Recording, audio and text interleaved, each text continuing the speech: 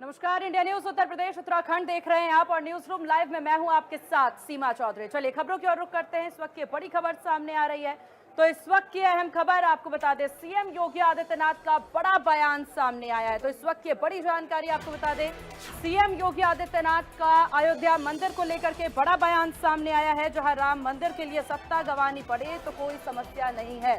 CM ने कहा कि अगर राम मंदिर के लिए सत्ता गंवानी पड़े तो कोई समस्या नहीं है। तो इस वक्त की बड़ी जानकारी आपको बता दें, राम मंदिर के लिए सत्ता गंवानी पड़े तो कोई भी समस्या नहीं है। मेरी 3 पीढ़ियां राम मंदिर आंदोलन को समर्पित है, हम सत्ता के लिए नहीं आए हैं। सीएम योगी आदित्यनाथ के द्वारा ये बयान। जिस नौकरशाही से जकड़ी होती है, उस नौकरशाही में एक बड़ा वर्ग ऐसा था जो कहता था कि मुख्यमंत्री के रूप में अयोध्या जाने से विवाद खड़ा होगा।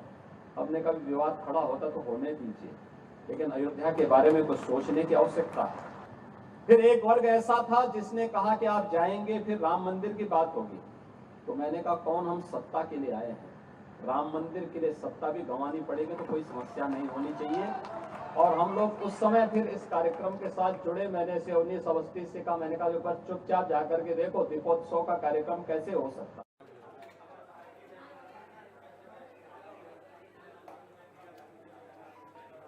और इस विषय पर चर्चा के लिए और ज्यादा जानकारी के साथ चैनल हेड अजीत प्रताप सिंह जी हमारे साथ बने हुए हैं। अजीत जी, सीएम योगी आदित्यनाथ के द्वारा जो बयान दिया गया है कि अगर राम मंदिर के लिए सत्ता भी गंवानी पड़े तो हमें इस बात का दुख नहीं है, इस बयान को कैसे देखा जाए? देखिए, बिल्कुल मुख्यमंत्री योगी आदित्यनाथ को आपने देखा होगा जब राम जन्मभूमि आंदोलन को लेकर, राम जन्मभूमि को लेकर सुप्रीम कोर्ट का फैसला आया था और रामलला जो विराजमान है उनको जब तंबू से और उन्होंने अस्थायी मंदिर में ले जा रहे थे, तब भी उन्होंने कहा था कि मुझे मेरे आराध्य की पूजा करने से कोई रोक नहीं सकता और सबसे पहले मेरे लिए प्रभु श्री राम है।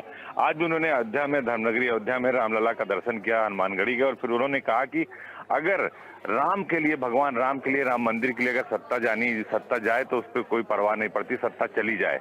यानी ये साफ होता है कि योगी आदित्यनाथ का जो भगवान राम का और जो एजेंडा है, एक तरह का जो हिंदुत्व का जो उनकी लाइन है, वो बिल्कुल उन्होंने क्लियर कर दी। और देखिए, राम मंदिर आंदोलन को लेकर और भगवान श्री राम को लेकर गोरक्षा पीठ की सिर्फ योगी आदित्यनाथ की नहीं, 3 पीढ़ियों का तप है। अगर उनके दादा गुरु की बात करें, दिग्विजयनाथ महाराज की, तो जब रामलला वहां पर विराजमान हुए उस वही वहां कीर्तन बजा रहे थे और रामलला जब जो है वहां पर विराजमान हुए और जो है चारों तरफ प्रकाश का उजाला हो गया, तो उस समय उनकी ही गवाही की गई थी। और जब राम मंदिर आंदोलन का, राम जन्मभूमि का ताला खुलने का जब फैसला आया, तो हिंदू महासभा के राष्ट्रीय अध्यक्ष के तौर पर योगी आदित्यनाथ के गुरु जो है महंत अवैधनाथ जी महाराज विराजमान थे। तो यानी जब भगवान रामलला विराजमान वहां प्रकट हुए, जब राम मंदिर का ताला खुला और तीसरी पीढ़ी योगी आदित्यनाथ जो मुख्यमंत्री उत्तर प्रदेश है, जब राम जन्मभूमि को लेकर फैसला आया और राम मंदिर बना और रामलला को गर्भगृह में विराजमान किया गया, तो वो उनके लिए कई बार जब हम लोगों से बातचीत होती है, उन्होंने सीधे तौर पर कहा है कि मेरे लिए इससे बड़े गर्व की बात नहीं है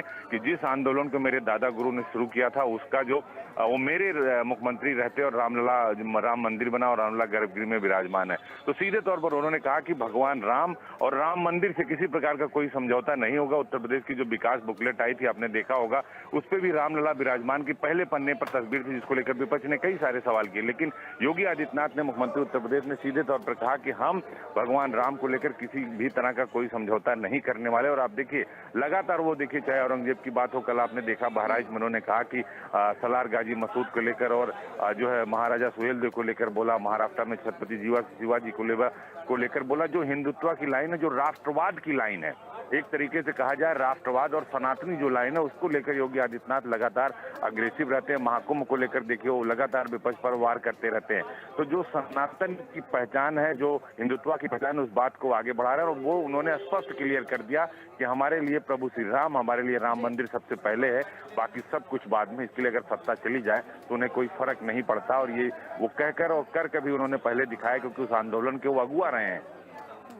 बिल्कुल, और इसकी तस्वीरें लगातार नजर भी आई है और सीएम जताते भी नजर आए। आपका बहुत शुक्रिया सर, ये तमाम जानकारी साझा करने के लिए।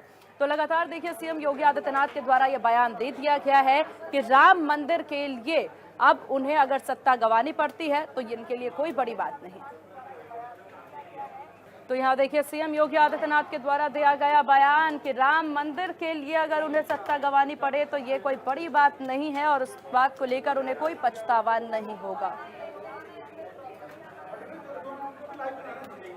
और इस विषय पर ज्यादा जानकारी के साथ संवाददाता अनिल मिश्रा हमारे साथ अयोध्या से बने हुए हैं। अनिल, सीएम योगी आदित्यनाथ के द्वारा बयान दे दिया गया है कि राम मंदिर के लिए सत्ता भी गंवानी पड़ी तो उनके लिए कोई बड़ी बात नहीं है। इसके अलावा और किस तरह की प्रतिक्रियाएं इस बयान के बाद?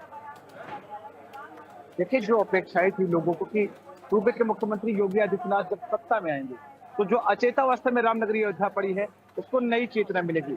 आज जब उनका उद्बोधन हो रहा था, उनकी भाषा शैली इतनी सरल थी अयोध्या को लेकर। उन्होंने जो आत्मीयता है, जो एक लगाव है अयोध्या की मिट्टी से, उसको उन्होंने अपनों के बीच प्रकट किया कि कितना लगाव है। मेरे लिए सत्ता मायने नहीं रखती है, मेरे लिए मेरे आराध्य राम मायने रखते हैं, मेरे लिए अयोध्या मायने रखती है। ये केवल वो कहते ही नहीं है, जब से वो सत्ता में आए तब से अयोध्या को वो गौरव मिल रहा है, वो वैभव मिल रहा है जिसकी लोगों ने कभी कल्पना भी नहीं की थी कि कभी हमारी अयोध्या ऐसी भी होगी, जो चेतना शून्य थी और लालायित नजरों से सबकी तरफ देख रही थी कि कब मेरी कौन वेदना को सुनेगा, कब मेरे इस निर्जीव शरीर में जान आएगी। उत्तर प्रदेश के मुख्यमंत्री योगी आदित्यनाथ के 70 महीने बाद लगातार अयोध्या का डेवलपमेंट होता रहा और आज जब उन्होंने इस चीज को कहा कि मेरे लिए सत्ता मायने नहीं रखती है, मेरे लिए मेरे आराध्य राम मायने रखते हैं। बिल्कुल, और इस बयान के बाद अब प्रतिक्रियाओं का दौर भी चलेगा और देखने वाली बात होगी इसे किस प्रकार से और रिप्रेजेंट किया जाता है विपक्ष के द्वारा। आपका बहुत शुक्रिया अनिल, तमाम जानकारी साझा करने के लिए।